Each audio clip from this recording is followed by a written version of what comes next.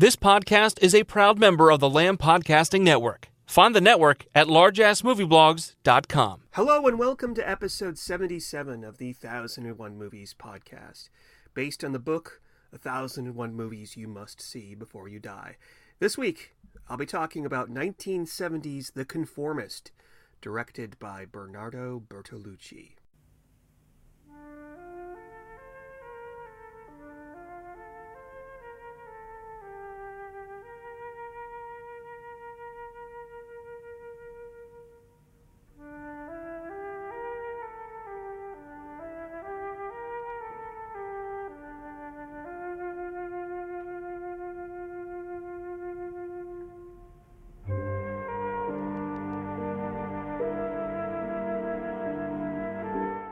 "1970 was a very good year for Bernardo Bertolucci. In March, his bizarre surrealist film The Stratagem was released, and that film, and what Bertolucci did before it, are subjects for other episodes. In October of 1970, however, The Conformist was released, and this is when Bertolucci reached international status. He was working on post-production and editing for The Stratagem when a friend told him all about how he stayed up all night reading a novel called The Conformist by Alberto Moravia. Bertolucci listened carefully to his friend, perhaps thinking the story was interesting, but didn't make the connection that it would make a good film until later. Perhaps he was still focused on The Stratagem. Later, when Mars Film, that's the Italian division of Paramount, asked him for an idea for his next film, he simply regurgitated the plot that his friend had told him about. Within no time, Mars greenlit the project, and Bertolucci had about a month to make The Conformist. The story, set in the 1930s, concerns one Marcello Clerici who joins Italy's fascist police force and is given orders to covertly assassinate an anti-fascist professor living in Paris. Marcello and his newlywed wife, Giulia, visit the professor and his wife on their honeymoon, ingratiate themselves into their favor, and soon find themselves socially involved. What happens next between Marcello and the professor I will not directly reveal, but let me just say that in the spirit of European cinema, there isn't exactly a happy ending tied up in a pretty bow. Bertolucci gathered his crew quickly, starting with his cousin, Giovanni Bertolucci, who had produced some of his earlier films. They recruited a then-unknown cinematographer named Vittorio Storaro, who had made only a handful of films up to then, but would later go on to shoot movies like Apocalypse Now and Dick Tracy, as well as Last Tango in Paris and The Last Emperor with Bertolucci. The first to be cast in the film was Jean-Louis Trintignant as Marcello, followed by Stefania Sandrelli as Giulia. Bertolucci wanted the role of the professor's wife, who plays a pivotal role in the film, to be played by Brigitte Bardot, but she turned it down. While searching for filming locations, Bertolucci went to the cinema to see a little Robert Bresson picture called A Gentle Woman, featuring an attractive young lady named Dominique Sanda, and Bertolucci knew immediately that she was perfect for the professor's wife. As fate would have it, he got his wish.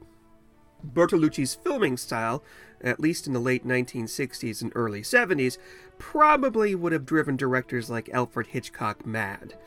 He never used storyboards and would often think up the camera positions the night before or while filming.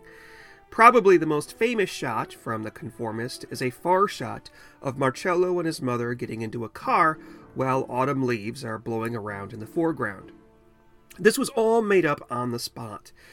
Bertolucci saw the leaves, knew that there was a fan nearby to create the wind, and came up with the shot. If you have not seen the film, but you've seen montages of various foreign films, it's likely that you've seen this shot at one point or another, and the fact that it was improvised belies the loneliness and beauty of the scene. Another improvised effect occurred in the scene between Marcello and the professor in the professor's office. While the two are discussing Plato's fable of prisoners trapped in an underground cave and shown illusions of reality via a series of shadow puppets, Bertolucci decided to play with the shutters in the scene. initially keeping the room in darkness in the beginning, followed by streaks and shadows as the shutters were opened throughout. I imagine that Bertolucci amused himself to think of academics and cinephiles studying the scene over and over to find a deeper meaning, while the whole time he just made it up on the spot. Although he improvised, Bertolucci still had some very specific directions that he wanted his cinematographer and set decorator to follow. Since part of the film was set in Rome and part of it in Paris, he wanted the two cities to look like complete opposite. While Paris would be beautiful and fanciful, Rome would be rigid and full of stagnant gray cityscapes. Terry Gilliam's Brazil was probably influenced by many of the scenes that take place in the Ministry. These sets would reflect the perspective and separate fascist and anti-fascist political climates in the two different countries. Bertolucci's script remained faithful to Moravia's novel, but the ending bothered him. In Moravio's story, he had Marcello and his family fleeing Rome as it freed itself from its fascist shackles in the evening of Mussolini's fall from power. Their car is spotted by a plane, and Marcello and his family are bombed and killed. Bertolucci scrapped this ending, but not for anything having to do with the fact that it was a bit of a letdown. Rather, he wanted Marcello to do something that the film's title reflected, simply that he conform to a popular standard.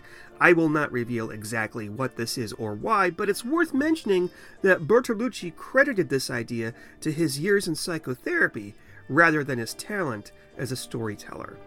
As I mentioned before, The Conformist made Bertolucci an international sensation among cinephiles, and earned him an Academy Award nomination for Best Writing based on material from another medium. He lost to the writer for The French Connection. Bertolucci would go on to make many more films, including Last Tango in Paris, which I talked about way back in episode 17, and The Last Emperor. Although he hasn't written or directed a feature film since 2012, as recent as April of 2018, he said in an interview for Vanity Fair that he is working on a new film, quote, about love. One side note about The Last Emperor. I had assumed that it was in 1001 Movies You Must See Before You Die, and I was a bit surprised to learn, while I was researching for this episode, that it's not. The Last Emperor is an epic spectacle which rivals The Conformist in visual style and arguably plot. It's a bit of a shame that the editor chose to include Last Tango in Paris, perhaps choosing something controversial over something quite excellent. I don't think I've ever questioned the editor's choice for 76 episodes of this podcast, but it is disappointing that The Last Emperor is known only for being the Best Picture winner of 1987, rather than a truly great piece of art. Although it wouldn't surprise me, given some of the recent disclosures about the treatment of actress Maria Schneider in Last Tango, if they took it out and put The Last Emperor in its place in future editions. But what did I think about The Conformist?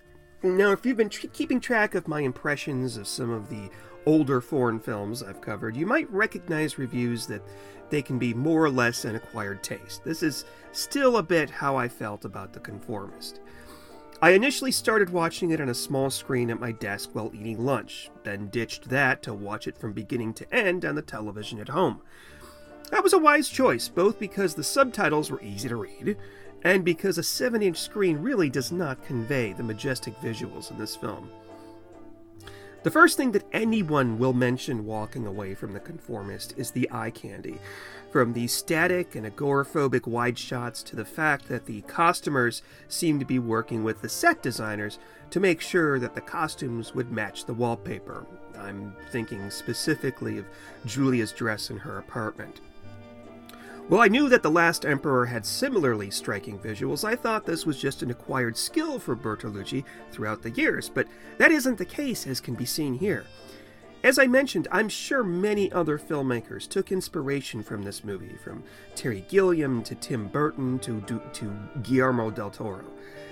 Visuals aside, the story takes some time to understand if you're busy trying to read the quick subtitles, but after viewing the first 30 minutes for the second time, I realized that fascism played a heavy role in the story, or rather Marcello's stoic decision to work for the fascist government, thus the title of the film. There's a metaphor in that Marcello's best friend Italo, a steadfast fascist, happens to be blind. And we learn about halfway into the story that Marcello was sexually assaulted by a man when he was a child, and there is a slight possibility that he is a latent homosexual. This is mostly a guess on my part, and I can't say for sure that's what Bertolucci had in mind, but there are one or two lesbian scenes between his wife and the professor's wife that Marcello seems somewhat nonchalant with.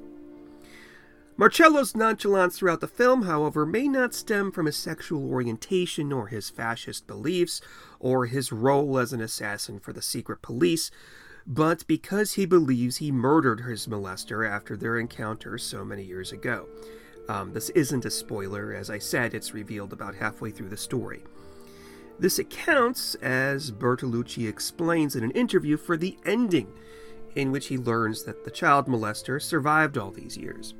Marcello's guilt turns to what exactly? Anger? Relief? Confusion? A combination of all of them? I really don't know the answer, but I have my theories, and you would need to watch the film all the way through to come to your own conclusions. My biggest complaint is the performance of Jean-Louis Trintignant as Marcello. Trintignant plays the character as a staunch professional and a romantic lover. Pretty much an alright good guy. However, Marcello seems hesitant to carry out murdering the professor, and it's unclear for me why. Is it because he has newfound respect for the man? Does it have something to do with either of their wives? Maybe a combination of the two? Marcello is not a good guy. He's pathetic. His marriage is one of convenience. His job is merely there to give him a status. He is the titular conformist.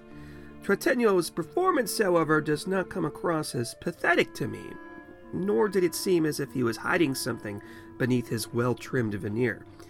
Since I don't speak Italian, perhaps some of this was merely lost in translation for me. The Conformist, however, is a true masterpiece of not only Italian, but worldwide cinema, and I encourage anyone in the least bit interested to watch it on Blu-ray. Note that I said Blu-ray rather than DVD or streaming, as there are colors and patterns here that cannot be missed. They're like static fireworks for cinephiles. That's all I have to say about The Conformist. Tune in next week when I talk about 1946's Paisan, directed by Roberto Rossellini. In the meantime, follow me on Twitter at 1001moviespc, or email any questions or comments to me at 1001moviespodcast@gmail.com. Until next time, happy viewing.